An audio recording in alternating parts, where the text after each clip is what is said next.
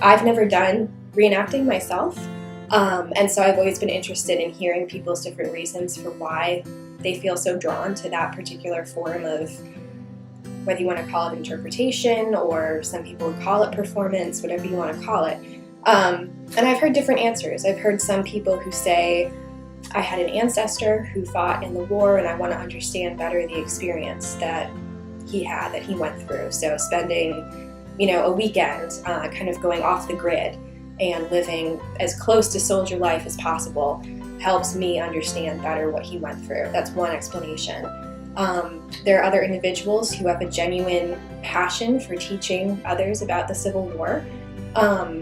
They're drawn to living history because they enjoy working with the material culture, the objects, the apparel, and teaching people about those objects. And oftentimes, their knowledge of these different objects is very, very deep, much deeper than some more general Civil War historians might have a knowledge of those certain things, because that's what these individuals have focused on. So there's a definite passion for teaching, and a passion for being on the site, on the landscape where battles happen. That's very powerful for many living historians, as it is for me as a public historian as well, to teach on that landscape.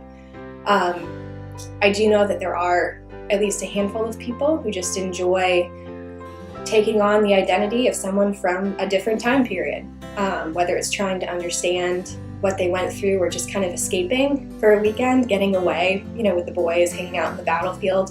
That's certainly out there, but I think most reenactors, most living historians have a much deeper, more passionate purpose in trying to understand the fundamental aspects of soldiering and the war and convey that understanding to the public in a teachable way.